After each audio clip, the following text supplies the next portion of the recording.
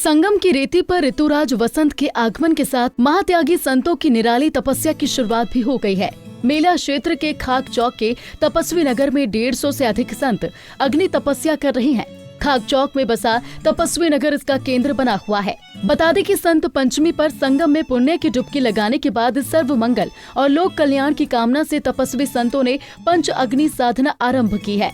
एक साथ कई संत अग्नि के घेरे में सिर पर घड़ा रखकर ध्यान मगन नजर आए। ज्येष्ठ महीने के शुक्ल पक्ष की दशमी यानी गंगा दशहरा पर ये तपस्या खत्म होगी।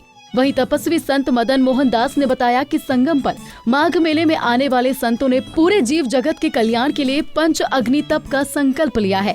इस तपस्या के दौरान सुबह से शाम तक संत नियमित साधना कर रहे हैं। हालांकि सुबह 9 से दोपहर 12 बजे तक धुनी के किनारे मंत्र जपते नजर आएंगे। गंगा दशहरा पर हवन पूजन कर धुनी को गंगा में विसर्जित किया जाएगा।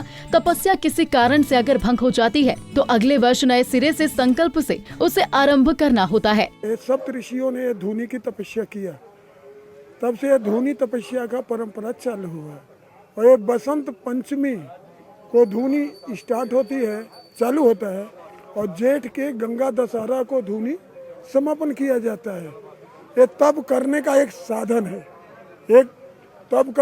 साधन है, महात्मा इसमें तपस्या करते हैं, परमार्थ करते हैं, न कि स्वयं अपने लिए करते हैं। स्वयं नहीं, अपने लिए नहीं, जनता के कल्याण के लिए, मानव कल्याण के लिए। ये तपस्या ही एक मूल तप के बगैर और कोई साधन नहीं है। तपस्या ही एक मूल धन है। कठिन के बगैर तो कुछ नहीं होता। कर्म ही तो पूजा है। इसमें तप अग्नि में हमको अग्नि से खेलना है। अगर हम गर्मी से भागेंगे, अग्नि के ज्वलनशील से भागेंगे तो हम अग्नि के बीच में हम कैसे बैठ पाएंगे। हमको तप करना ही है और अग्नि से खेलना अपना परम कर्तव्य है। तस्वीरों में आप साफ देख सकते हैं कि भारी संख्या में साधु संत साधना में लीन हैं और देश दुनिया में शांति बनी रहे उसके लिए ये एक अनोखी साधना कर रहे हैं। संगम तट पर देश दुनिया का सबसे बड़ा धार्मिक मेला लग रहा है और हम मौजूद हैं तपस्वी नगर में। ये एक खास नगर यहाँ पर साधु संतों का बसाया गया है। सबसे पहले आप तस्वीर देख सकते हैं कि ठीक हमारे पीछे आप देख सकते हैं कि यहाँ पर साधु संत जो हैं वो अनोखी साधना में लीन है और आप इनके अगल बगल देख सकते हैं कि धुनी जो है वो यहाँ पर जल रही है। साथ ही साथ इनकी एक विशेष पूजा भी चल रही है जो सुबह 9 बजे से दोपहर 12 बजे तक की होती है और बसंत पंचमी से इस पूजा की शुरुआत होती है या कहें कि साधना की शुरुआत होती है। और जो गंगा दशहरा जब जून के महीने में आएगा तब तक ये जो पूजा है या साधना है उसमें ये सभी लीन रहेंगे। माघ मेले के बाद ये हरिद्वार के कुंभ मेले में भी जाएंगे और उसके बाद जब वहाँ कुंभ मेला खत्म हो जाएगा तो ये जहाँ जहाँ रहेंगे वहाँ वहाँ ऐसी ये साधना करते हुए नजर आएंगे। हमारे साथ इस विषय पर बातचीत करने के लिए गोपाल दास जी महाराज हैं जो अयोध्या से हैं। महाराज, ये एक अनोखी साधना भी देखी जाती है, कैसी ये कठिन साधना होती है और क्या दिनचर्या पूरी रहती है? ये बहुत कठिन साधना होती है।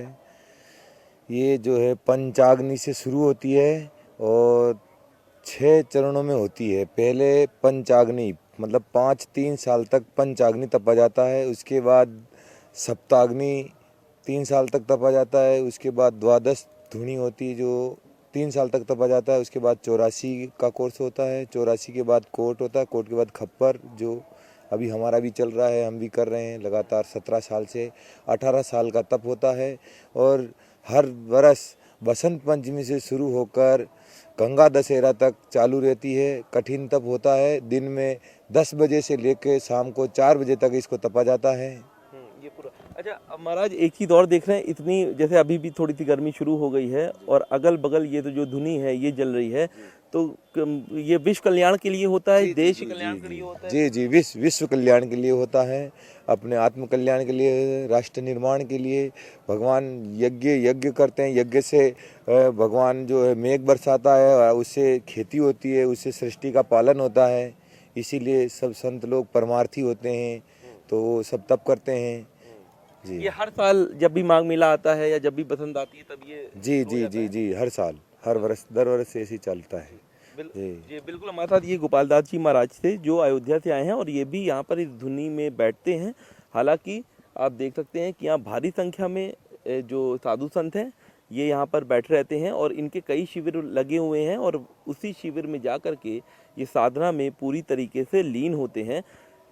खास बात ये रहती है कि ये विश्व कल्याण के लिए, भारत में सुख शांति हमेशा बनी रहे, उसके लिए कई सालों तक ऐसे ही साधु का या संतों का जो रंग रूप है वो यहाँ पर दिखाई देता है।